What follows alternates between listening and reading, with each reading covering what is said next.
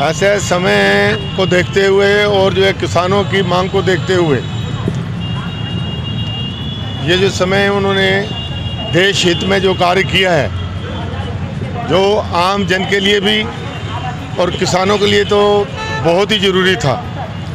किसानों के साथ जो शुरू से 70 साल पहले से जो कोई ध्यान नहीं दिया गया, और जब अगर आगे कुछ अगर इन्होंने सोच बनाई और सोच में जो है जिस तरीके से इन्होंने बिल पास किए या जो भी जो है इन्होंने अपने तरीके से उसको सोच बनाकर जो है तो बिल पास करके भेजे, जो किसानों को उनके अनुसार ना होने के कारण उनके द्वारा जो इनको उन्हें रद्द करने के लिए जो है प्रस्ताव पास करने शुरू किए। धीरे धीरे प्रांत से पंजाब से उठ के हरियाणा, हरियाणा से उठकर यूपी, यूपी से उठकर पूरे देश में जो है ये लहर गई और आम लोगों ने एक किसानों के हित में ना होने के कारण सब ने संगठित होकर इसका विरोध किया।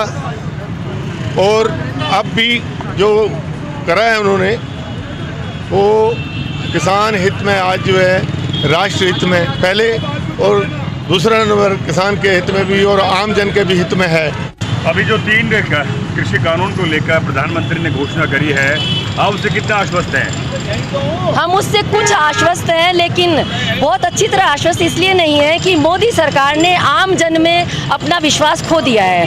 लेकिन एक ये लगता है, ये थोड़ा सा आता है कि चाहे यूपी के चुनाव के दबाव में किया हो, ये एक मोदी ने एक फैसला जो किया है किसानों के हक में किया है, लेकिन ये आंदोलन इसलिए जारी रहेगा कि मोदी सरकार ने अपना विश्वास खो दिया है। इसलिए 29 तारीख से जो संसद का सत्र शुरू होने वाला है उसमें संवैधानिक रूप से जब तक ये बिल वापस नहीं हो जाते, इसके अलावा एमएसपी पे गारंटी कानून नहीं बन जाता, श्रमिक कोड वापस नहीं लिए जाते और बिजली बिल वापस नहीं लिया जाता, इसके अलावा जो 700 से ज़्यादा किसान शहीद हुए हैं उनको उचित सम्मान और उनके परिजनों को उचित मुआवजा जब तक नहीं दिया जाता तब तक ये आंदोलन जारी रहेगा। फिर भी इसके बावजूद मैं ये कहना चाहूँगी कि इन बिलों को वापस करने की घोषणा से आम जन में एक विश्वास ये गया है कि अगर गलत के खिलाफ लड़ाई लड़ी जाएगी, संघर्ष किया जाएगा, आंदोलन किया जाएगा तो उसमें जीत होना निश्चित है। NRC CA जो आंदोलन था, मुझे लगता है कि ये जो पूरा जो टेम्पर बना आंदोलन का तो एक बहुत बड़े बुनियाद था, उसको लेकर अभी बात नहीं हो रही है। क्या बात है? उसको लेकर भी बात होनी चाहिए। मंच के माध्यम से, आपके माइक के माध्यम से सरकार को अवगत कराता हूँ, हम बेशक मर जाएंगे, किसान क्रांति लाएंगे। ये धरती पुत्र है। अगर नहीं मानी सरकार ने हमारी बात तो क्या मेक इन इंडिया कैप्सूल खाएंगे? हम अनाज नहीं उगाएंगे, क्या कर लेंगे? हमारा पटल पे मनाएंगे ना, खेत में मनाएंगे। मानना पड़ेगा, फौज में भाई बेटा हमारा है, खेत में किसान भाई बेटा हमारा है, मजदूर भाई बेटा हमारा है किसान का। अंबानी अडानी डालमिया का नहीं है, कोई भी नहीं है। मुझे आप ये बताइए कि किसान आंदोलन में एक बहुत बड़ा वर्ग जो है इस देश में किसानों के साथ साथ सामाजिक सद्भाव भी बना है। क्या उस सामाजिक सद्भाव को हम बनाए रखेंगे या सिर्फ इस आंदोलन तक ही बरकरार रहेगा? किसान जाति की बात कर रहा हूँ, जाति टूटनी चाहिए। किसान यूनियन में हिंदू, मुस्लिम, सिख, ईसाई, किसान सब भाई भाई हमारा नारा है। और ये बना रहेगा क्योंकि हमारे एक ही तरह का गेहूँ, एक ही तरह का बाजरा, एक ही तरह की मक्का, एक ही तरह का ट्रैक्टर और एक ही तरह के कपड़े होते हैं हमारे, एक ही तरह की शकल सूरत होती है। हम टूटेंगे कैसे? डिवाइड एंड रूल इंग्लिशों का नारा था, लेकिन ये वही भाजपा ने डिवाइड एंड रूल लगाया। नहीं लगाया, अंग्रेज है वो तो जाति के बांटना चाहते हैं। Going to India wild in the India Shankar party present politician leader of India. काले अंग्रेज नाजायज औलाद अंग्रेजों की या तत्काल पॉलिटिशियन काले अंग्रेज है। पूरा भरोसा है कि जिन कानून को लेकर प्रधानमंत्री ने घोषणा करी है वो वापस ले गए। एमएसपी की बात लगातार हो रही है। एमएसपी नहीं दी तो अनाज पैदा नहीं होगा। फिर क्या मेक इन इंडिया कैप्सूल खाओगे? मेक इन इंडिया भाइयों बहनों, आर्मी का मेक इन इंडिया आर्मी बढ़ाओगे। देखिए, देश की जनता जानती है कि हमारे प्रधानमंत्री जी कई बार कई मंचों पे कई तरह की वेशभूषा पहन के और कई तरह की बातें कहते आए हैं। ये बात भी वह साबित होगी, ऐसी मुझे पूरी आशंका है।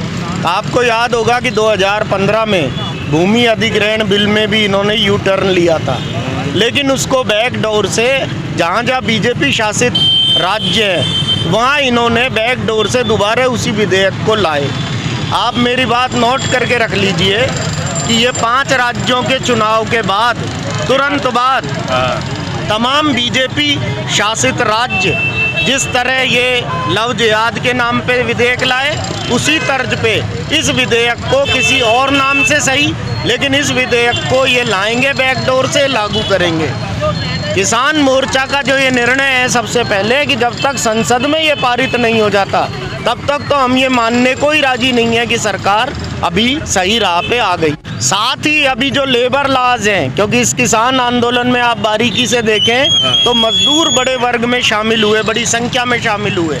अभी लेबर लॉ का खतरा उनके सिर पे मंडराया हुआ है। अभी एमएसपी पे भी कानून सरकार नहीं लेके आई है, तो अभी बहुत सारे मुद्दे अनसुलझे हैं। पर ये हमारी आधी जीत जरूर है।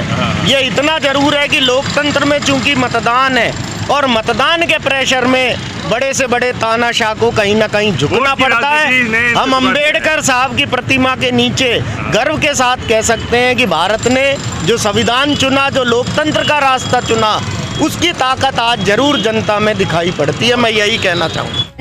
20 नवंबर 2021 को किसानों की जो मेहनत से एकता से सफलता मिली है, उसके लिए हम सब ने मिलकर के भगत सिंह सर्किल से और बाबा साहब भीमराव अम्बेडकर की सर्किल तक पैदल मार्च निकाला है और झंडा जो है तिरंगा लेकर के हम बढ़े हैं। और हमने विश्वास किया है यह तो सरकार मान जाएगी, अगर नहीं मानेगी इन बातों को तो हमारा संघर्ष बराबर चलता रहेगा। प्रधानमंत्री ने 3 कृषि कानून को वापस लेने के लिए जो घोषणा करी है, उसको लेकर अभी जो किसान नेता है, जो पूरे जो सामाजिक तमाम जो कार्यकर्ता हैं वो भी आश्वस्त दिख रहे हैं। लेकिन एक सवाल भी उठा रहे हैं कि जब तक शीतकालीन सत्र में ये कानून वापस नहीं लिया जाएगा संसद में, तब तक ये आंदोलन वापस नहीं होगा और किसान घर नहीं जाएंगे। मेरे साथ यहाँ पर राजनीतिक विज्ञान के प्रोफेसर और राजनीति विज्ञान के डिपार्टमेंट हेड बाबू सोबराम कॉलेज के प्रोफेसर रमेश बैरवा जी है। कितना आश्वस्त दिख रहे हैं आप? देखिए, सबसे पहले तो दुनिया के सबसे बड़े ऐतिहासिक किसान आंदोलन की जो ऐतिहासिक जीत हुई है, हम तमाम किसान साथियों को, आंदोलनरत किसान साथियों को और उनका सहयोग समर्थन करने वाले तमाम जनता के विभिन्न तबकों को सैल्यूट करते हैं, उनको हार्दिक बधाई देते हैं। लेकिन जैसा राष्ट्र के नाम संबोधन करते हुए माननीय प्रधानमंत्री ने कहा कि उनकी तपस्या सफल नहीं हो पाई है, आखिरकार ये तपस्या थी क्या? ये तपस्या थी उन किसान विरोधी, जन विरोधी, देश विरोधी काले कृषि कानूनों को हर स्थिति में लागू करने की उनकी जो तपस्या थी वो विफल हो गई है।